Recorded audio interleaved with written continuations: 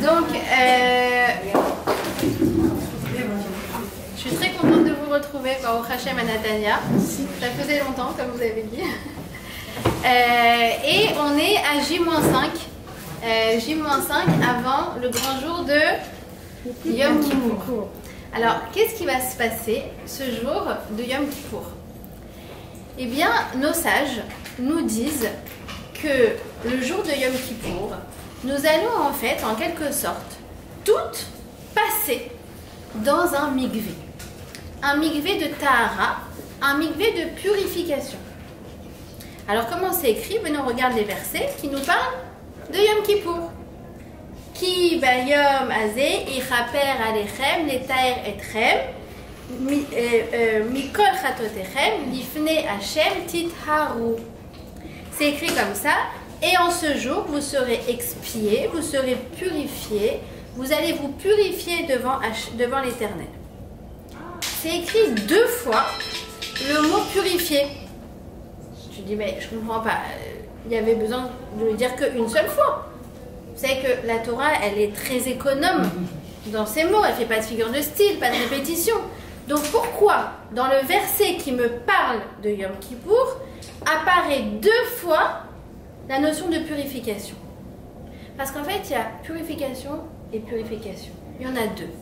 Il y en a une première, comme le dit Rabbi Akiva, qui est en fait, moi je me purifie. L'ifne miatem, il dit comme ça, Rabbi Akiva, vous connaissez Amar Rabbi Akiva, Ashrechem Israël. Déjà, il nous dit, soyez contente. Pourquoi soyez contente? Kippour approche. Non, moi j'ai l'angoisse. Et lui, il te dit, non, Ashrechem Israël. Soyez contente, Kippour approche. Et il te dit quoi? Il te dit, l'ifne miatem et taharim, devant qui vous vous purifiez? Devant Hachem. Et qui vous purifie? C'est Hachem. Donc, il nous explique, en fait, c'est quoi ces 2 purifications? Une première où c'est quoi? C'est moi qui prends les choses en main, qui va faire ma part du travail. Et une deuxième purification où en fait, moi je vais être passive entre les mains d'Hachem et c'est lui qui va complètement me laver, me purifier de l'intérieur. Ça vous fait penser à quoi en fait? Ça vous fait penser naturellement à quoi? Au mikvé. Dans le mikvé, il y a 2 parties. Je ne sais pas si vous vous rappelez de vos cours il y a bien longtemps, ou pas si longtemps pour certaines. Je te rappelle Audrey, je te fais une interro à la fin du cours. C'était ma cala. Alors, il y a 2 parties dans le cours. Il y a comment on se prépare. Et comment on se prépare en fait? Tu dois enlever tes artifices. Tu dois enlever ce qui est superficiel, ce qui est artificiel. Ce qui en fait ne te définit pas. Ce qui ne fait pas partie de toi. Parce que ces choses-là, elles risquent de faire obstacle entre ta peau et l'eau du mikvé. Donc ces choses-là, tu vas les enlever. Ta saleté, qui ne te définit pas tout autant, tu vas l'enlever. Ça, c'est la première chose et ça m'incombe à moi. Et ensuite, je descends les marches, j'ai mes pieds à même le sol, et là, je m'immerge et je suis comme dans un état embryonnaire. Et je retrouve les os originelles, elles sont en parfait contact avec ma peau et je ressors et c'est comme une renaissance. Et Hachem, en fait, il a pris tous mes efforts et dans ce mikvé, il a fait une purification qui est totale. Je suis un être nouveau après le mikvé par rapport à avant l'immersion. Et bien ça, c'est la dimension de Yom Kippour. Dans Yom Kippour, il y a 2 choses essentielles. Il y a la part de l'homme, quelle est ma responsabilité? Et il y a la part d'Hachem. La part d'Hachem, vous allez voir, c'est une infinie bonté. Il va voir tous les efforts qu'on fait et après il va nous faire un cadeau immense qui s'appelle l'expiation, la kapara, la purification, la tahara. D'accord? Donc c'est ça ce que le programme que je vous invite à voir aujourd'hui. Ces 2 parties en fait, comment on va se tremper au mikvé dans 5 jours à Yom Kippour, comment on va enlever nos artifices, comment on va enlever notre saleté et comment on va se laisser porter entre les mains d'Hachem. D'accord? On est parti? Allez. Alors, déjà, enlever nos artifices, on le connaît, on connaît le principe. On nous enlève en fait 5 artifices ce jour-là. ne pas manger, ne pas s'enduire, ne pas boire, avec ne pas manger, ne pas, oui, ça c'est la dimension de Shabbat, ne pas se laver, ne pas porter de chaussures en cuir et ne pas avoir une quelconque forme d'intimité. Ce soir, en fait, c'est d'or, j'ai entendu, c'est vrai. Hein? Ne pas porter d'or. Non, je ne l'ai pas entendu. Donc ça, c'est enlever les artifices. Ce jour-là, écoute, ma chérie, tu vas t'en passer. D'accord? Comme on se prépare au mikvé, on enlève nos bijoux, on enlève nos pinces, nos lentilles, nos trucs. Bah, là, tu vas t'en passer. C'est pareil, j'enlève mes artifices. Et enlever la crasse, si on peut dire, la saleté, c'est quoi? Alors, en fait, c'est la saleté du cœur. C'est en fait avouer nos fautes. Enlever notre saleté, notre crasse, c'est avouer nos fautes. Avouer nos fautes, c'est le vidouille. Le jour de Yom Kippour, vous savez, nous avons 5 prières. Oui, on a Arvit, Shacharit, Moussaf, Mincha et Neila. Lors de chacune de ces 5 prières, on va dire une première fois le vidouille tout seul et ensuite on va le dire avec le Shaliach Tzibour. Donc en tout, ça fait combien? 5 fois 2, ça fait 10. Alors ce jour-là, on va essayer de dire un maximum de vidouille. Ça veut dire que même si on est chez soi le matin, on va quand même essayer de dire ces vidouilles. Parce que c'est le cœur de Yom Kippour. Hachamnu, Bagadnu, Gazalnu, Éparnu, Nofi Velachonara. Vous savez, c'est ce texte qui est écrit en fait selon l'ordre du Aleph Bet, comme pour, nos sages nous disent, recouvrir l'entièreté de nos fautes. Et quand on étudie le vidouille, ce que je vous invite à faire, si vous voulez, j'enverrai à Anaïs un texte que Marie a fait sur l'explication du vidouille, vous allez voir qu'en fait, chacune des paroles, en fait, elle comporte tous les interdits qu'on aurait pu faire cette année. Et quand on étudie, on dit « Ah super, j'ai tout enlevé. Ah, ça j'ai enlevé. » Ça recouvre vraiment l'entièreté de nos fautes. Le mot vidouille vient du mot « les hitvadot ». C'est quoi les hitvadot? Les hitvadot, c'est s'avouer à soi-même. Le vidouille, c'est avant tout pour soi-même. La Torah ne veut pas qu'on soit dans une quelconque forme de déni. En mode, oh ça va, c'est pas si grave. Ça, c'est pas si grave. Si, c'est grave. Tu lui as fait de la peine. Oh, mais elle est susceptible. Tu peux prendre en compte sa sensibilité? Oh, mais quand même, c'est exagéré. Vous savez, on adore, moi la première, hein, se trouver des prétextes, se trouver des excuses, trouver d'autres coupables. Non mais c'est de la faute de lui, c'est ma belle-sœur, c'est mon truc, c'est à cause de ça, c'est des hormones, c'est tu peux trouver plein d'excuses. La Torah elle te dit non, ce jour-là précisément, je veux que tu t'avoues à toi-même tes manquements et tes fautes. Que tu te dises en fait, c'est se dire ces 4 vérités. Vous savez, le Midrash nous dit que le roi Shaoul, il a fauté qu'une fois. Mais à cause de ça, il a perdu la royauté. En revanche, le roi David, lui, il a fauté 2 fois. Mais il n'a pas perdu la royauté. Pourquoi? Parce que Shaoul a nié et David a avoué. Shaoul, quand le prophète Samuel est venu le voir pour lui dire « Regarde, tu as fait ça, ça, ça et ça. » C'était quoi comme faute? Avec le roi Agag. Alors, il a nié.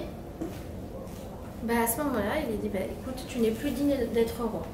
Parce que pour nous, un roi, Yehuda, c'est celui qui est modé. C'est les mêmes lettres que vidouille, les hodot. C'est celui qui reconnaît ses fautes. C'est ça qui fait qu'il est digne d'être roi. Et on a qui à côté? David. David, il a fait 2 fautes. Mais quand le prophète Nathan il est venu pour lui dire, qu'est-ce qu'il dit tout de suite David? Khatati.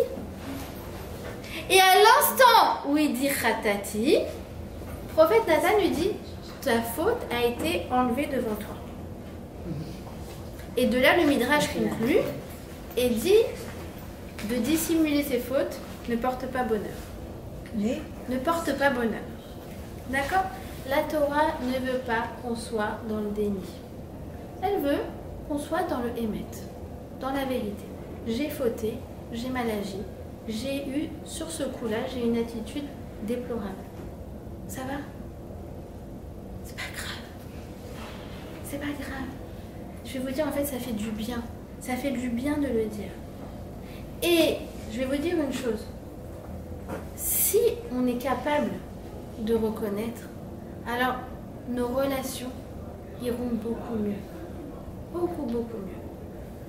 Mais quelqu'un qui ne sait pas demander pardon, quelqu'un qui ne sait pas pardonner, alors là, je dois dire que c'est irrattrapable. Le pardon, c'est le cœur des relations humaines. Et tu as un jour dans l'année pour t'avouer tes 4 vérités. Maintenant, c'est important de dire, sur ce coup-là, j'ai été en colère. J'ai fait de la médisance. La cache-route de ce restaurant, c'était pas ça, mais j'ai tenu rancune. J'ai eu envie de me venger. Je lui ai fait honte. Toutes ces choses-là, se poser la question ce jour-là, c'est une véritable introspection et se le dire à soi-même. Et ce qui s'exprime ne s'imprime plus. C'est sorti maintenant. Les hits vadot, vidouilles. Et c'est vrai qu'on a une résistance intérieure à le faire. Pourquoi on se trouve des excuses? Pourquoi on préfère se trouver d'autres coupables à notre place? Parce que c'est pas agréable. Le moment où on avoue qu'on a une attitude déplorable, ben en fait, on est gêné. On est vraiment gêné par rapport à nous-mêmes. Le mot gêne en hébreu se dit bosh, boucha, honte. Oui? Et regardez, boucha, c'est la même lettre que tchouva. C'est cette gêne qui en fait est comme un rappel pour moi que je vais envoyer et hop, ça va me revenir en boomerang. Vers quoi? Vers quelque chose de merveilleux qui s'appelle le changement. J'ai tiré les leçons de ce qui s'était passé. Et pour moi, c'est très, très, très important de faire un distinguo entre deux choses. La première, c'est la chose à laquelle Yom Kippour nous invite. C'est quoi? Ce sont des moments de bosh, de boucha, de gêne, de regret, de harata, où on se dit « Ah, j'aurais pu mieux agir. J'aurais pu faire mieux que ça. » Là, sur ce coup-là, non, je dois avouer que j'ai pas été à la hauteur. Ça, c'est parfaitement sain, parfaitement productif, parce que c'est ça qui va me permettre, en fait, toute ma vie de me tirer vers le haut. Bosh, shove. À condition que quoi? En quoi c'est excellent? À condition que ça soit ponctuel. C'est pour ça que Yom Kippour, c'est un jour dans l'année. C'est pour ça que ce qu'on appelle Cheshbon Nefesh, ça veut dire ce petit bilan qu'on se fait de temps en temps avec nous-mêmes, on doit le faire quand? Une fois par jour. Avant de dormir, on se pose la question, on se dit, si j'avais quelque chose à faire de différent dans ma journée, ça aurait été quoi? Et je fais le point, tac, tac, tac, tac, et je vais me coucher. Et le lendemain, je me réveille une personne meilleure. Qu'est-ce qui, en revanche, n'est pas bon du tout? Ce qui n'est pas bon du tout, c'est la culpabilité. La culpabilité, c'est quoi? C'est un sentiment permanent, diffus, qui n'est même pas lié à une attitude en particulier. Bosh, chauve, c'est lié à quelque chose que je regrette. Mais la culpabilité, ça fait que la personne, elle s'en veut pour un oui ou pour un non, elle s'incrimine pour tout et pour n'importe quoi, et elle développe une mauvaise opinion d'elle-même. Ah non. Alors là, je vous explique. Ça ne nous tire pas du tout vers le haut. Ça nous tire vers le bas. Vous comprenez la nuance? Qui c'est qui a vécu cette culpabilité d'ailleurs? C'est Caïn. Caïn, il a dit quoi? Gadol avoni minaso. Mon péché il est trop fort, je peux pas le tenir. Et toute sa vie, il a fait des remords et des remords et des remords. Non. Comme Adam. Adam, il a fauté, il a fait tchouva. C'était ponctuel. Et c'est la clé de ce jour, de se souvenir que ce sentiment, il est parfaitement productif. Pourquoi? Parce que celle qui sait dire « Urk », c'est vraiment une attitude déplorable, et bien en fait, elle sait la valeur qu'elle a. Elle sait de quoi elle est capable. Elle vise le haut. c'est quelqu'un qui prend de la hauteur. D'ailleurs, vous remarquerez que, je vous ai dit, à Kippour, on passe dans un mikvé. Mikvé, même, kouf, vav, he. Si on fait le Scrabble, on change les lettres, ça nous donne quoi comme mot? Le mot koma, étage. Parce qu'en fait, toute l'idée de Yom Kippour, c'est de prendre son envol, c'est de prendre de la hauteur. D'accord? Donc, comment on doit faire tchouva? Comment on doit faire tchouva? Et bien en fait, c'est comme ça. On doit se dire, mais comment, moi, qui suis une personne si exceptionnelle, j'ai pu faire ça? Comment moi, qui suis tellement honnête, j'ai pu faire un truc un peu en tourloupe là? Comment moi, qui, soi-disant, j'ai de la Emouna, je donne des cours de Emouna, je rebooste mes copines avec l'Emouna. Comment là, j'ai complètement pas fait confiance à Hachem? Comment moi, qui suis quelqu'un de sensible, qui fait toujours attention aux autres, sur ce coup-là, j'ai pas été à la hauteur? Est-ce que vous comprenez la finesse de ce jour? Ça veut dire que, en fait, pourquoi c'est un boomerang? C'est qu'en fait, le fait de prendre conscience de ma faute, en parallèle, me fait prendre conscience de ma grandeur. C'est ça les deux dynamiques de Yom Kippour. D'accord? Et se souvenir que la faute ne me définit pas.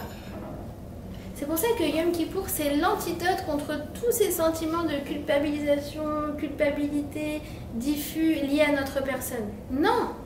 Moi, je suis quelqu'un de bien, mais sur ce coup-là, mon attitude, c'était pas des meilleures.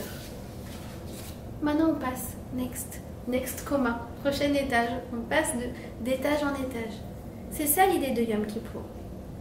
Parce que si on englobe toute notre personnalité, ah non mais tu sais, moi je suis colérique, non mais moi je suis comme ça, non mais moi laisse tomber, non mais moi je suis comme ça.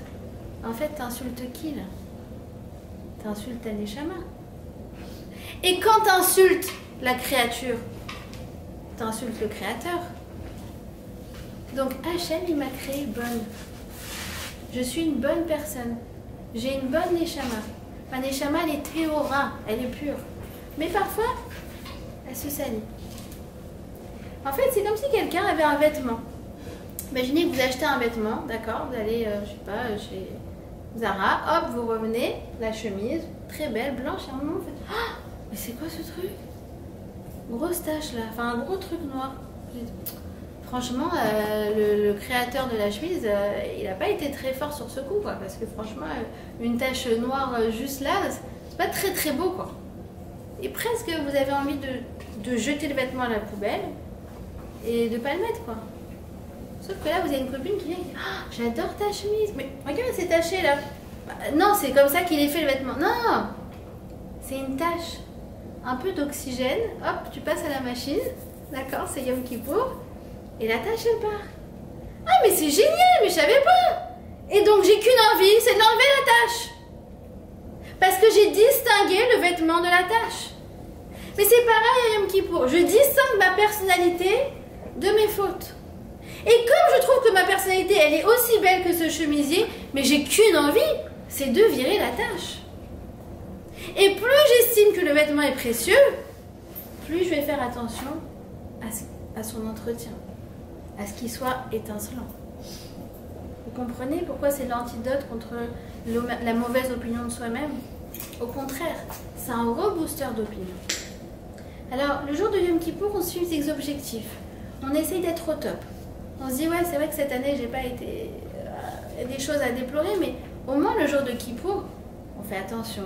Si quelqu'un nous dit lève-toi de ma chaise, on se lève, on ne fait pas d'histoire. Si une copine elle s'assoit à côté de nous, elle nous dit il faut que je te raconte le dernier potin, on fait alors c'est Kippour, quand même.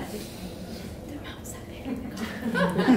Tu me racontes. Après le boulot, ce soir tu me racontes. Non, à Yom Kippour, je dois avouer que on est irréprochable. Alors écoutez bien ce que nous disent nos sages. Ils nous disent comme ça. Nous, on croit que toute l'année, c'est nous en version normale, et le jour de Yom Kippour, c'est nous en version top. Ouais. Sauf que la Gemara Yoma, elle nous dit, non, je t'explique, c'est le contraire. En fait, toute l'année, c'est toi avec des petites interférences, avec des petites résistances intérieures, avec des choses qui te font fauter, qui en fait, qui font que tu agis contre toi-même. Ouais, c'est ça quand on faute, on agit contre nous-mêmes. Par contre, en revanche, à Kippour, c'est le vrai toi. Sans aucun obstacle, aucune chatzitza, aucune entrave. Ah bon? Eh ben oui, il te dit comme ça, il te dit, regarde. Hasatan begematria 364. Le Satan, sa valeur numérique, c'est combien? C'est 364. 364 yamim bashana. Yesh la Satan reshut le 4 règles. En fait, il a une force de 364. Qu'est-ce que ça veut dire? Ça veut dire qu'en fait, 364 jours dans l'année, il a en fait l'autorisation du patron, de Hachem, de nous faire fauter. Beyom HaKippourin, en la Satan reshut les 4 règles. Mais le jour de Kippour, il est inexistant. Il nous laisse tranquille. Il nous laisse en fait exprimer la vraie version de nous-mêmes. D'accord? Donc c'est ça le jour de Yom Kippour. C'est en fait redécouvrir ce potentiel qui est en nous. Se dire en fait, tu vois, ça, quand je me suis pas énervée, quand j'ai pas voulu écouter qu'on me raconte des bobards, soit en fait, je voudrais que ça soit ma référence toute l'année. Et c'est ça en fait qui va nous tirer vers le haut pendant tout le reste de l'année. Et c'est quelque chose qui est fondamental. Parce qu'il y a des gens qui pourraient dire, non mais attends, écoute, de toute façon ça sert à rien, on faute, donc qu'est-ce que ça sert de se poser des objectifs? Non. Je vais vous raconter une allégorie chassidique. Il y avait une fois un village dans lequel il n'y avait pas d'horloger. Et un jour, l'horloger arrive, un horloger arrive dans ce village et dit, amenez-moi tous vos montres et je vais les remonter, je vais les mettre à l'heure. Et il fait son travail et à la fin, il dit, voilà, je voudrais vous rendre vos montres. Et quand il les rend, il dit, regardez, je vais vous avouer une chose. Il y a 2 catégories de montres. Il y a celle qui était à peu près à l'heure. Ça veut dire 5 minutes de retard, 10 minutes de retard, par-ci, par-là. Ok, c'était pas 100% à l'heure, mais ça va. Par contre, il y avait celle où, quand il était 3h d'après-midi, lui, il croyait qu'il était 8h du soir. Alors lui, il était complètement à côté de la plaque. Quelle est la différence entre les deux? Eh bien, en fait, les deuxièmes n'avaient jamais remonté leur montre. La première catégorie, tous les ans, sortait du village pour aller chez l'horloger pour la remettre. Vous comprenez, en fait, ça nous remet sur les bonnes rails pour le reste de l'année. Même si après, on sait qu'on va dévier. Parce que c'est la condition humaine. C'est Adam Arishon qui le dit. Il dit comme ça, quand Hachem lui dit t'as fauté. Alors il dit, Aïcha Hacheri Natata, il m'a dit, il dit ouais, c'est pas moi, c'est elle. D'accord? Et il dit quoi? Regardez la fin du pasouk. Elle m'a donné le fruit, va uchal. Va uchal, ça veut dire et je vais en manger. Vous avez jamais remarqué? Va uchal et je vais en remanger. Là, il dit à Adam, il dit regarde, j'ai compris qu'à partir de maintenant, à partir du moment où elle a mangé du fruit de l'arbre, en fait, la faute est une condition inhérente à tout être humain. Va uchal. Donc on sait qu'on va dévier. Mais une fois par an, on se remet sur les rails pour viser droit. On fait partie de la première catégorie, nous, du village. D'accord? C'est pour ça d'ailleurs que matzpoun, qui veut dire la conscience en hébreu, d'accord? C'est quoi la honte, cette fameuse honte dont on a parlé tout à l'heure? C'est ma conscience qui me rappelle à l'ordre. Ouais? Matzpoun, en fait, c'est même l'autre que matzpen. Matzpen, c'est une boussole. C'est en fait ma boussole et je la remets, je la recadre chaque année. Parce que des fois, je me dis, allez, tu sais quoi, viens, on la trafique un peu, comme ça, ça nous arrange. Et là, je dis non, non, non. Je la remets sur les rails. D'accord? Maintenant, on pourrait se dire aussi,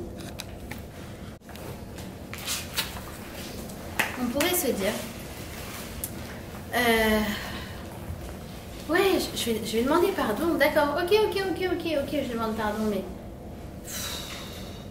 il y a quand même beaucoup d'échecs cette année. Puis je m'étais quand même fixé pas mal d'objectifs l'année dernière que j'ai pas respectés. Ah, je t'en partage un, Anaïs, d'ailleurs. Anaïs, je l'ai appelée il y a 3 mois, j'ai une grande résolution. Elle me dit quoi? Je dis, j'ai pris sur moi de vous voyer tous les hommes. Ouais, c'était ma grande résolution. Peu importe, même s'ils ont 20 ans, même si c'est les copains de mon mari, même si je les connais depuis longtemps, je vais passer au vouvoiement. Bon, ça n'a pas du tout tenu, Anaïs, faut que je le sache. Mais c'est pas grave. Moi, du coup, quand je tutoie un copain de mon mari, ça me dérange. Vous voyez ce que je veux dire? Ça veut dire, c'est l'histoire de l'horloger. On se fixe des objectifs. Maintenant, qu'est-ce qui pourrait se passer? On pourrait se dire, attends, quand même, t'as pas du tout rempli tes objectifs. Il nous raconte une histoire, le Rav Jacobson. Il nous raconte l'histoire d'un homme qui s'était fixé des objectifs. Il avait prévu d'aller tous les matins à la synagogue pour aller à la prière. D'accord? Il s'est fixé des objectifs, mais un matin il s'est pas réveillé, et puis le lendemain il s'est pas réveillé, et puis après, il a laissé tomber. Il s'est dit, mais à quoi ça sert de se poser des objectifs en fait? J'arrive pas. Et il se levait à 11h du matin, il mettait à peine cette filine et partait. Alors, son ami, à qui il s'est confié, il faut avoir des amis avec qui on confie nos chutes. Voilà, comme Anaïs. Anaïs est une très bonne amie. Elle écoute sans juger. Très bien. Alors, il partage ça à son ami. Son ami lui dit, regarde, je vais t'emmener voir le Chazon Ish. Tu vas lui raconter ton histoire. Et il va voir le Chazon Ish et lui explique, regarde, à quoi ça sert? De toute façon, on tombe et on chute et on se fixe des objectifs. Mais à quoi ça sert? Le Chazon Ish lui dit, regarde, toi, tu crois que ton épreuve, c'était est-ce que tu vas te lever ou non? Moi, je te dis que le fait que tu ne te sois pas levé, c'est un décret d'Hachem. Ton épreuve, c'est pas est-ce que je me lève ou non pour aller à la tefila, mais ton épreuve, c'est est-ce que je me relève après cette chute? Est-ce que demain, tu vas te réveiller pour y aller? Regarde ton passé et détache-toi de tout ça et dis-toi, est-ce que je suis quand même capable de le faire? De qui il apprend ça, le Chazon Ish? Pourquoi il dit ça? Il apprend ça d'un pasouk, d'abord, qui se dit Sheva Ipol Tzadik Vakam. Le Tzadik, c'est celui qui tombe et qui se relève. Mais c'est écrit comme ça, comme pour dire que le Tzadik, c'est quelqu'un qui s'attend à tomber. Vous connaissez la chanson? Ani Aloufa Olam, Baby Paul. Je suis le champion du monde pour tomber. Fais la coum, comme un gadol, et pour me relever. C'est ça être un tzaddik. C'est s'attendre à des chutes, c'est s'attendre à fauter. Comprendre que ça fait partie de mon histoire. Mais, je reste pas dans la boue, moi. Je me relève. De qui il apprend ça? De Yehuda. Yehuda, celui qui a la dimension de l'Hérodote, d'avouer, de reconnaître. Yehuda, le fils de Yaakov. Imaginez-vous comment il s'est senti le lendemain après avoir été ce qu'il croyait une prostituée. Mettez-vous 2 secondes à la place de Yehuda. Yehuda, c'est le grand sadique. Imaginez-vous Baba Salé, le Rabbi Lubavitch. Comment il se lève le matin? Et bien en fait, il faut se dire, regarde, ce qui s'est passé hier soir,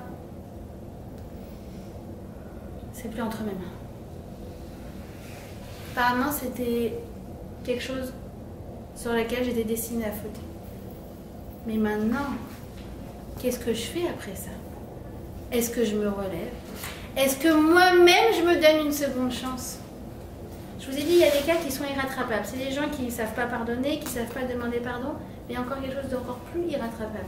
C'est quelqu'un qui ne sait pas se pardonner.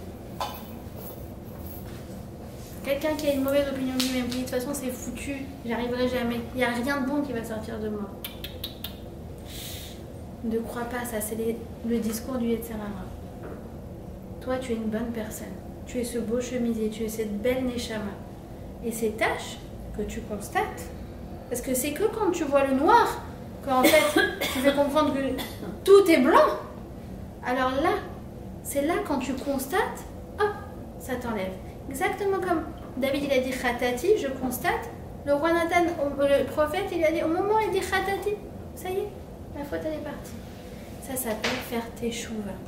La teshuva c'est quelque chose d'exceptionnel. c'est une gomme. C'est une gomme, ça efface. Hop, j'avais une tâche, hop, j'ai reconnu, c'est parti. D'accord? Donc le pardon, c'est vraiment la pierre angulaire de tout le jour du Yom Kippour.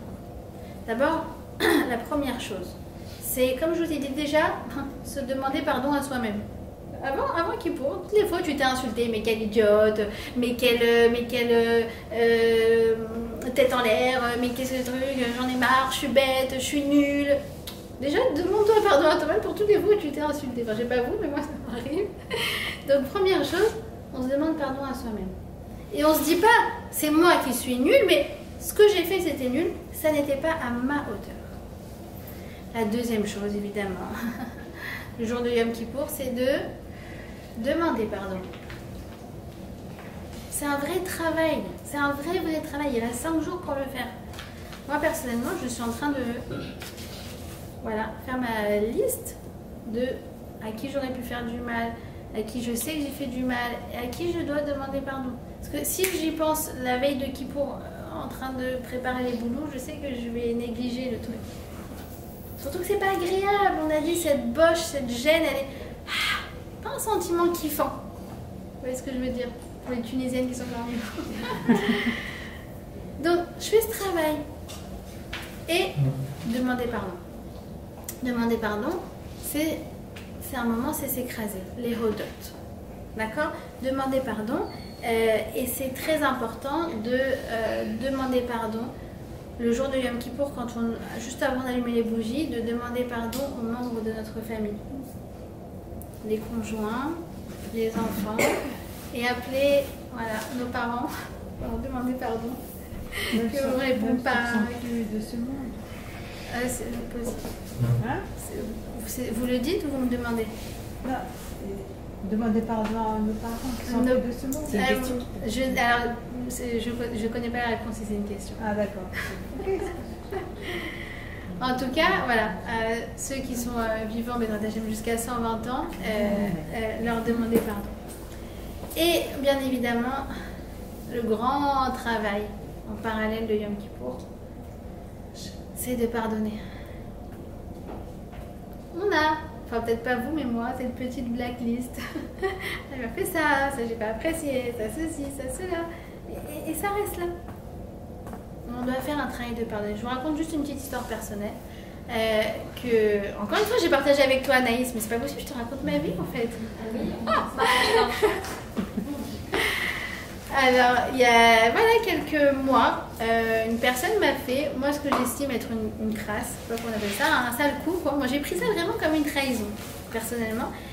À tel point que cette histoire, j'en ai pleuré. Vraiment, j'ai versé des larmes. Ça m'a vraiment, vraiment fait mal, quoi.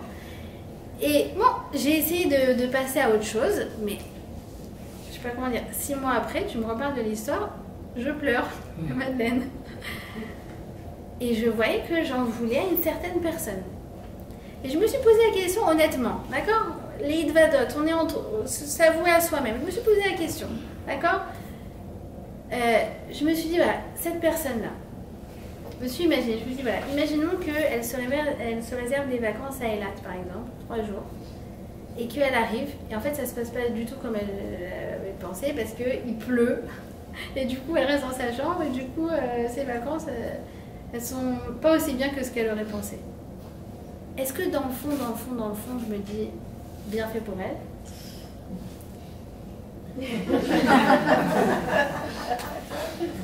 J'avoue que oui.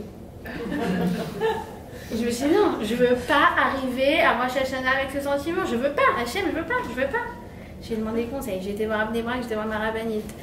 Madame Lemel, j'en veux à quelqu'un, j'arrive pas. Et elle me dit, mais non, mais de toute façon, c'est Hachem qui a voulu comme ça, il a choisi comme émissaire, mais c'est pas elle, de toute façon, c'était destiné. Mais je vous assure, ça rentrait là dans le disque dur, mais ça pénétrait pas dans le cœur. À un moment, j'ai dit à Hachem, je veux que tu m'enlèves le pardon. Je veux que tu m'enlèves cette rancœur. J'arrive plus. J'ai tout essayé, j'en veux à cette personne. Je vous assure, j'ai été me coucher. Je me suis réveillée le lendemain, je me reparle de l'histoire, ah oui, ça va, c'est pas grave, non, c'est rien. J'avais estimé tout d'un coup que j'avais terminé ma mission là-bas. C'est bon, ça y est, c'est réglé. C'est fini l'histoire. Fini. Et ce jour-là, alors que l'histoire, elle a plusieurs mois, ce jour-là, je vous promets, je reçois un message de la personne, on m'a dit que je t'ai offensé, je te demande pardon. Et je réponds, je dis, c'est pardonné. Et c'était sincère. Oui, parce que vous savez que les téléphones parlent entre eux. Oui. Mais les cœurs aussi, ils ont un Wi-Fi, ils parlent entre eux. Donc, elle a reçu l'information. D'accord? Donc, c'est important. C'est important d'arriver. Je vais vous dire une chose, c'est que, en fait, le pardon, on se fait du bien à soi-même. Parce que qu'est-ce qu'on se sent bien après, quand on a pardonné? Mais qu'est-ce qu'on se sent bien? Et en plus de ça, sachez que c'est la plus grande protection. Kol ma'aviri mal midotav, ma'aviri mal peshav. Toi, tu passes outre, Hachem, il passe outre. Je me dis, c'est quoi ce deal de folie là? Je vais passer à côté, même pas en rêve. Et si on n'y arrive pas, on demande. Et c'est une protection de folie. D'accord? Donc ça, c'est ma part. Ce que je dois faire à moi. Ce que je dois faire à moi, c'est toute cette préparation. C'est enlever tous ces ratsitsot, c'est ce qui fait ces entraves, qui ferait entrave entre moi et les autres du mikvé, enlever cette saleté, enlever les artifices, c'est ma part à moi. Et après, c'est quoi? On se jette dans le mikvé. C'est la part d'Hachem. Qu'est-ce qui se passe? C'est que ce jour-là, il y a marqué Itsumo shel yom mechaper. L'essence de ce jour, c'est que ça enlève toutes les fautes. C'est l'essence même de ce jour. Maintenant, ce jour-là, quand on avoue nos fautes, en fait, il nous dit, Rav Nevensal, il nous dit, le jour de Kippour, il s'appelle Chokat Olam. C'est quoi Chokat Olam? C'est quelque chose de totalement irrationnel. Parce que quand on y pense, non seulement ça nous enlève nos tâches, mais c'est encore plus fort que ça. En fait, quand on avoue nos fautes, quand on fait Teshuva, d'accord? C'est quoi Teshuva? C'est trois choses. Un, je regrette, cette fameuse boucha, cette fameuse gêne, d'accord? Harata. Deuxièmement, vidouille, donc c'est le dire à voix haute. C'est important de se le verbaliser. Et Kabbalah La'atid. Je me fixe de ne pas recommencer. C'est se fixer des objectifs. C'est ce qu'on a vu en fait. C'est très simple. Ouais. Quand tu fais ça, non seulement ça t'enlève ta tâche, mais, nous dit le Rav Nevensal, c'est quelque chose d'exceptionnel. À ce moment-là, on réécrit ton histoire. C'est quoi qu'on réécrit ton histoire? En fait, imaginons que quelqu'un a mangé un cheeseburger. D'accord? Pas bien, ok, il a mangé son cheeseburger. Lendemain, ou quelques jours après, Yom Kippour, il regrette, il dit, et il s'engage à ne plus reprendre le cheeseburger. À ce moment-là, on réécrit son histoire. On écrit que ce jour-là, il est passé devant le restaurant et il a continué sa route. C'est pour ça que ça s'appelle Chokat Olam, parce que c'est pas du tout rationnel. Tu dis, mais attendez, je vous explique. Moi, j'ai vu le film.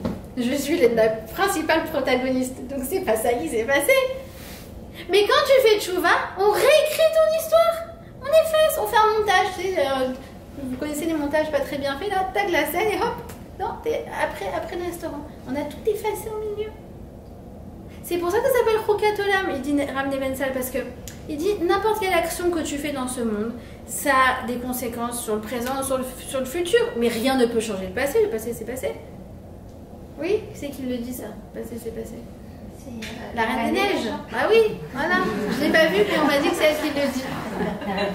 Je vous ai cité tout le monde là. Isha Iribo, Hanan Ben Ari, la Reine des Neiges.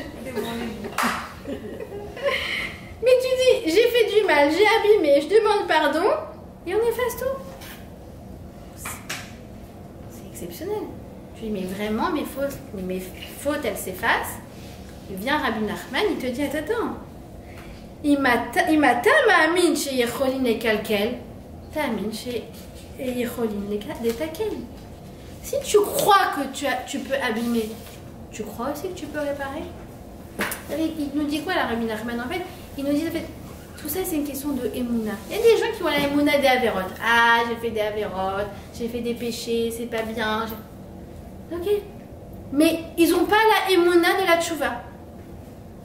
Je vous assure, une fois j'ai dit ça à une fille. Elle me dit ouais, tu sais, tu connais pas mon passé. Moi j'ai fait ça, j'ai fait des trucs très graves, trucs que je peux pas dire. Alors moi je la regarde la plus bête du monde, je dis bah fais tchouva. Mais non mais c'est pas si simple que ça. Mais si c'est très simple. Tu regrettes, tu le dis et tu passes à autre chose. Next. Et on réécrit. On efface. Il y a des histoires de tchouva de malade mental dans la Torah. Ils sont rapportés dans les Midrashim, sont rapportés dans la Gemara. Vous connaissez l'histoire de Rabbi Eliezer ben Dourdaya? Oui. Excusez-moi. Tu vois l'histoire du type, tu dis mais... Du type. Enfin, à la fin, il s'appelle Rabbi. D'accord? Mais tu vois l'histoire, tu dis mais Il n'y a pas d'espoir. Il n'y a pas d'espoir, quoi. Vraiment. Nous dit la Gemara, il n'y a pas une prostituée au monde à qui il n'a pas été rendre visite. Ah, il y en a une à Amsterdam, il y en a une aux États-Unis, il y en a une en Thaïlande. Il a traversé le monde. C'est hallucinant. Je dis, mais qu'est-ce qui va sortir de ce bonhomme? Rabbi Eliezer ben Dourdaya.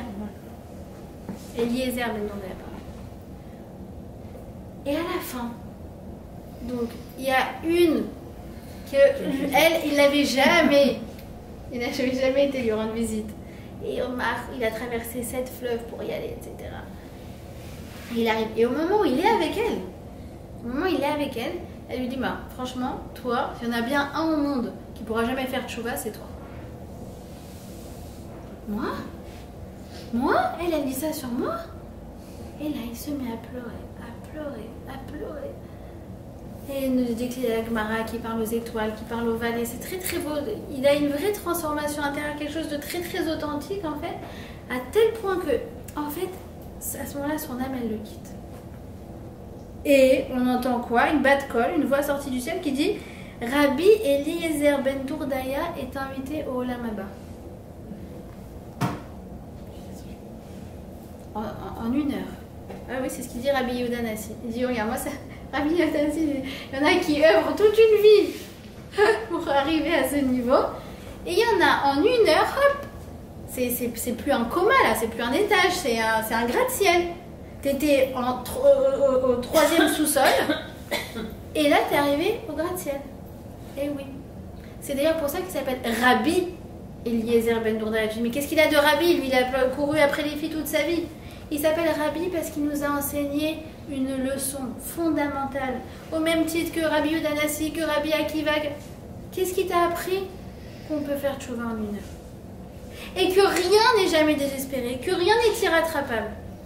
Et que quoi? Que 1 heure de tchouva peut effacer toutes les fautes depuis la naissance et même dans les Gilgulim d'avant, même dans les vies d'avant. Ben begilgul hazeh ou ben begilgul acher. Et ça vaut le coup. Ça vaut le coup. Oui. Et regardez encore ce que nous dit la Torah.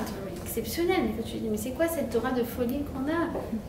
C'est quoi? Là, je vous décris en fait la part d'Hachem. Je vous ai décrit ce qu'on a fait jusqu'à maintenant, mais regardez tout ce qu'Hachem il nous fait comme cadeau. Regardez. Un effet encore plus magique de la tchouva. Si on fait tchouva par crainte, ça veut dire ah, c'est pas bien, en plus je peux avoir une punition à cause de ça. Alors on efface le passé. D'accord? On a dit c'est déjà exceptionnel. Mais écoutez bien ce que nous disent nos sages. Alors là, si on fait tchouva par amour. Alors c'est quoi faire tchouva par amour? Faire tchouva par amour, c'est pas par rapport aux conséquences de ce qui s'est passé, mais se dire ah là là, qu'est-ce que je regrette que ce moment-là, j'ai pas été à la hauteur. Du coup, j'ai une déconnexion avec Hachem. Ah, c'est dommage. J'ai cette entrave là entre lui et moi. C'est cette faute que j'ai faite. T'inquiète, on te l'a enlevé la faute. Je sais qu'on m'a enlevé la faute. Mais quand même, j'aurais tellement kiffé bien agir. J'aurais tellement kiffé à ce moment-là faire le bien et être en contact total avec Hachem. Ça s'appelle faire tchouva par amour. Alors, quand tu fais tchouva par amour, écoutez bien, c'est incroyable. Nos avérotes, non seulement elles sont effacées, mais elles sont transformées en mérite. Là, tu tombes de ta chaise. Attendez, je vous la fais avec un machal, d'accord? Avec un exemple. Imaginez que vous grillez un feu rouge. C'est pas bien? Ok. Et là, il y a comment on dit, le pacard, le policier qui arrive, il dit ah, vous avez fait brûler un feu. Et là, vous faites rarata, oh là là, mais c'est vrai, je regrette. Non, vraiment, oui, je sais, j'avoue, monsieur le policier, je l'ai fait. Vraiment, je vais tout faire pour ne plus jamais faire une erreur pareille, c'est vraiment très très grave. Et là, le policier, hop, qui avait préparé l'amende de 500 shekels, il dit, vous savez quoi, rendez-la moi. Ça, c'est la tchouva par crainte. C'est déjà exceptionnel. Je me dis, mais attends, j'ai quand même la faute, elle est là. Non, mais non seulement je t'enlève les 500 shekels d'amende, puis je réécris ton passé. Et regardez, si on fait tchouva par amour, à ce moment-là, il te prend le PV, et là, il te fait un chèque de 500 shekels. Et là, tu dis, mais alors là, je comprends rien. Je ne comprends rien. Il dit Rav Pinkus, il explique cette chose-là, il dit regarde, c'est comme un enfant qui a voulu un peu prendre son envol et tout, et il est parti. Et moi il fait, mais papa. Et en fait, il est tellement en angoisse qu'en fait il se met à courir. Et là il trouve son père et il lui fait un câlin de folie. Est-ce que le câlin aurait eu lieu s'il ne s'était pas perdu? Non. C'est pareil. Vous avez compris? Donc, la personne qui a fait tchouva, prenons l'exemple de ce cheeseburger, d'accord? Il fait tchouva par amour. Je vais vous expliquer après encore mieux c'est quoi faire tchouva par amour. Non seulement on lui a effacé, qu'il n'est pas rentré dans le restaurant, on va dire non, mais en fait, ce jour-là, il a été chez lui et il a fait toutes ses brachot, il a fait motzi, il a fait birkat Amazon, il a fait tout très bien. Ça transforme ton passé, toutes les taches noires, en taches lumineuses. Enfin, en lumière. C'est pas exceptionnel? Alors, je vous raconte une petite histoire personnelle de mes parents. Mes parents, toujours, c'était un truc, la cache-route, sur lequel ils ont toujours été très méticuleux. Et ma mère m'a raconté qu'en fait, au début de leur mariage, ils ont eu des fréquentations par-ci par-là, qu'en fait, ils ont suivi. Et un jour, ils ont été dans un restaurant, elle m'a dit, ma fille, je te raconte pas ce que j'ai mangé, mais je suis pas très fière de ce que j'ai mangé ce jour-là. Ils sont rentrés à la maison, tellement ils étaient mal de ce qu'ils ont mangé, qu'ils ont dit plus jamais on recommencera. Je veux plus me retrouver dans cette situation. Et à partir de là, ma mère, elle a toujours été très méticuleuse dans la cache-route. Est-ce que ça serait arrivé s'il n'y avait pas eu la chute avant? Non. Donc tu vois que cette faute, en fait, c'est l'édifice de ta personnalité, de ta avodat Hashem, de tout ce qu'il y a de bien chez toi. Et c'est pour ça que c'est transformé en mérite. Pas exceptionnel et pas trop mal notre Torah. Oui?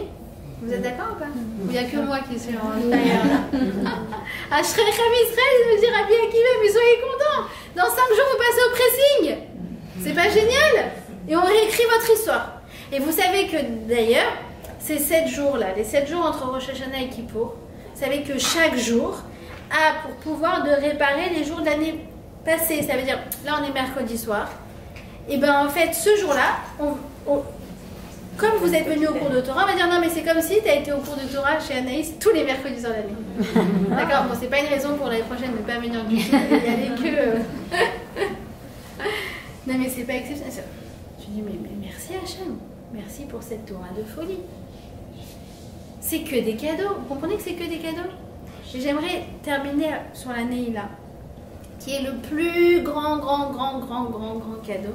Et après, on va conclure.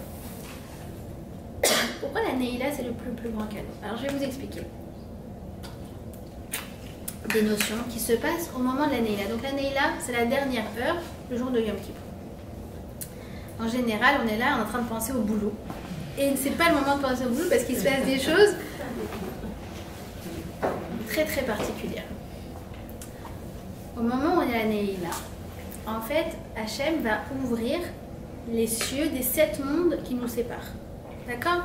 Olam Asiya, Olam Atzilut, des choses, des considérations qui, moi, personnellement, me dépassent. Mais en tout cas, on va en fait ouvrir toutes nos entraves. Encore une fois, on enlève ces entraves. 1er ciel, 2e ciel, 3e ciel, jusqu'à arriver, en fait, à quoi? Au Kisei HaKavod. Le Kisei HaKavod, c'est le trône de gloire. Et pendant l'heure de la Neila, en fait, on est en connexion entre nous et Hachem qui se trouve sur le Kisei HaKavod. Et juste, il faut savoir qu'après, quand on dit Hachem wa Elohim, on va le dire 7 fois, en fait, à ce moment-là, on referme les cieux. Alors, qu'est-ce qui se passe pendant cette heure très particulière et pourquoi c'est important qu'on soit en contact direct avec le Kisei Akavod. En fait, je vais vous expliquer par une analogie. D'accord? Imaginez que une personne a un joli vase qu'il aime beaucoup. Et ce vase, il s'est abîmé, il a des petites fractures, il a des saletés. Alors, il a essayé de rafistoler, de l'arranger, de le nettoyer, de le brosser, de le frotter, de tout ce qu'il a pu arranger, lui, à son niveau à lui, il a fait ce qu'il a pu. Et à un moment, il dit, regarde, je vais aller chez le fabricant. Et je vais lui dire, regardez, c'est vous qui avez fabriqué cette chose-là. Peut-être que vous pouvez m'aider à encore améliorer pour que le keli, pour que j'ai dit c'est quoi, c'est un vase, pour que le vase, il soit peut-être encore un peu plus étincelant. Le fabricant, il dit, pas de problème, laissez-moi 1 heure. Et là, un est là. Au bout d'1 heure, il dit, tenez, voilà votre vase. La personne, elle fait, oh, mais il est exceptionnel, mais il est magnifique. Mais j'avais oublié qu'il était aussi beau. Mais je sais pas, il m'a l'air plus pur qu'avant, il m'a l'air incroyable. Et là, le fabricant, il dit, regardez, j'ai vu que vous avez fait tellement d'efforts pour nettoyer, récurer, frotter. J'ai vu que pour vous, c'était tellement précieux à vos yeux. Vous savez ce que j'ai fait? Je l'ai pris, je l'ai fait fondre, j'ai enlevé toutes les particules, j'ai tout repurifié, je l'ai refabriqué, je lui ai donné une structure et je vous l'ai rendu. Hachem fait la même chose avec notre Neshama au moment de la Neila. Il voit tous les efforts qu'on a fait pour enlever nos tâches. Et tu as fait le bidou, et tu as essayé de le faire un maximum de fois. Et tu t'es avoué tes 4 vérités, et tu as essayé de pardonner, tu as réussi à pardonner, tu as demandé pardon, et tu t'es abstenu de tous ces interdits le jour de Yom Kippour. Mais elle est tellement importante pour toi, ta Neshama. Tellement importante pour toi, ta Neshama. Allez, fais quoi? Vas-y, donne. Refonte totale. Comme notre Neshama, elle est issue du Kisei Akavod, alors c'est important qu'à ce moment-là, on soit en connexion avec le Kisei Akavod pour que Hachem nous fasse une refonte totale de notre Neshama. De l'intérieur. C'est pour ça qu'au moment où on termine l'année là, c'est un moment très très particulier où il faut faire des prières. Il faut faire des tfilotes parce que c'est un moment où notre Neshama, elle est neuve, sans aucune entrave, sans aucune particule, sans rien d'impur, que du bon.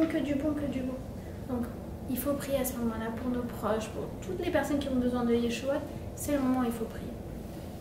D'accord? Alors, j'aimerais juste terminer sur ça. Que en fait, si vous comprenez bien, donc on a dit en fait il y a 2 parties. La partie qui m'incombe, ma responsabilité, tous les efforts qu'on a décrits en début de cours. Et après, en fait, tu vois que tout ce que toi tu fais, Hachem, il te le transforme en infinie bonté. Il t'enlève tes fautes, il t'enlève ton passé, tout ce qui te dérange, il te donne des nouvelles forces, il réécrit ton passé. C'est pour les Juifs ou tout le temps? À Kippour, c'est un jour pour les Juifs. Rosh Hashanah, c'est universel. Kippour, c'est un cadeau pour nous. Alors, je ne vous décris pas les versets. Kippour, vous savez qu'on l'a reçu après la faute du veau d'or. D'accord? Quand Hachem nous a pardonné.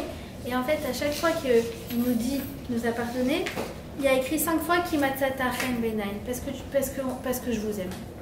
Hachem, il nous répète 5 fois pourquoi je te pardonne, pourquoi je te donne Yom Kippour. Pourquoi? Parce que je t'aime. Sans aucune autre raison que ça. Il n'y a pas de raison rationnelle à Yom Kippour. C'est juste un cadeau parce que Hachem nous aime. Merci pour votre question. D'accord? Alors, juste dans quelle posture on doit se trouver à Yom Kippour? Dans quelle posture? Il y en a qui pourraient se dire, regarde, je suis après 30 jours de Elul, j'ai quand même fait des efforts, j'ai quand même été un peu au slichot, j'ai quand même pris ça sur moi, j'ai commencé à faire une introspection. Après j'ai eu le Rosh Hashanah, les 7 jours de Tchouva, Kippour, je me suis abstenue de plein de confort, de tout ça. Je mérite un peu quand même. C'est tu dis 2 secondes. Revoyons le film 2 secondes. 30 jours où Hachem, le mois de Elul, il était avec toi. 30 jours où tu pouvais faire des bonds de connexion avec Hachem qui te prendraient beaucoup d'efforts pendant le reste de l'année. 2 jours de Rosh Hashanah où Hachem, il te dit, regarde, je te juge, mais que sur ces 2 jours-là. On ne parle pas du passé. Je lui dis, mais attends, mais c'est quoi? On a déjà vu un juge pareil. Un juge, c'est qui dit, non, mais on va pas regarder le passé, on regarde que aujourd'hui. 7 jours où tu peux réparer toute l'année passée. Et un jour où automatiquement il t'accorde le pardon. Je lui dis, mais est-ce qu'on a déjà vu un juge pareil? Je ne sais pas si vous avez compris, ça veut dire, moi j'ai fait une petite part. C'est comme si j'avais fait 3 pas vers lui, et lui il a fait des années-lumière vers moi. Pour me prendre dans ses bras. Ça c'est le jour de Yom Kippour. Il dit, le Rav Jacobson, la posture à avoir, c'est une posture. On a dit de l'éhodot. L'éhodot, c'est reconnaître. Mais l'éhodot veut dire aussi remercier. Merci Hachem pour le pardon. Merci pour ce cadeau exceptionnel qui s'appelle Yom Kippour. Parce qu'on ne mérite pas, en fait. C'est tellement en disproportion ce que nous on fait par rapport à ce que Hachem il fait. Merci pour ce jour de Yom Kippour. Merci pour ce mikvé exceptionnel. Je vous ai dit, c'est exactement comme le mikvé. Moi, j'ai fait ma part à moi. J'ai enlevé mes trucs, machin, mes bijoux. Et après, je me trompe et je me laisse porter. Je me laisse porter par les autres du mikvé. Je me laisse porter par Hachem. Est-ce que le mikvé ferait effet si moi, j'ai pas fait mon travail? Non. Mais si moi, j'ai fait mon travail, mais après, il n'y a pas de mikvé, à quoi ça sert? On travaille main dans la main. Moi, je fais ma part à moi, qui m'incombe. Et lui, il fait une part qui est infiniment supérieure. D'accord? Donc, ça me rappelait voilà, juste une petite anecdote quand j'étais petite. Je termine sur ça. Une fois, mon père il m'a dit, est-ce que tu vas aller jusqu'au bout de la rue en voiture? Toi, tu conduis. J'ai dit, ouais. J'avais 6 ans. Il m'a pris sur ses genoux. Il m'a dit, allez, vas-y, conduis. Non, en fait, c'est lui qui avait les pédales. J'étais sur ses genoux, je vais juste tenir le volant parce que c'était tout droit. Et tu vois, 20 ans après, je me suis rendu compte, mais en fait, je me suis fait arnaquer. Moi, je croyais que j'avais tout fait. En fait, j'ai rien fait. C'est lui qui me portait sur ses genoux. En fait, c'est pareil. Vous voyez ce qu'on prenait? Le jour de Yom Kippour, ok, tu fais, t'as pris sur toi ceci, cela, le pardon, ça, ouais. Mais en vérité, c'est Hachem qui fait tout. Hachem, il nous envoie une infinité de bonté ce jour-là. Alors, Bezrat Hashem, je vous souhaite un bon Yom Kippour. Que vous sortez de ce jour grande, parce que c'est ça, Koma. Que vous sortiez mikvé, c'est Koma. On a dit que mikvé aussi, c'est cave, c'est une connexion. Vous sortez encore plus connecté à vous-même, encore plus connecté à Hachem, encore plus connecté à vos proches grâce au pardon. Et aussi, mikvé, c'est les mêmes que Tikva, parce que c'est un jour qui donne beaucoup, beaucoup, beaucoup d'espoir. Parce que si ce jour-là, on arrive à effacer toutes nos fautes et on arrive à prendre un bon envol pour l'année prochaine, alors Bezrat Hashem, il n'y a que du bon qui peut sortir de ça.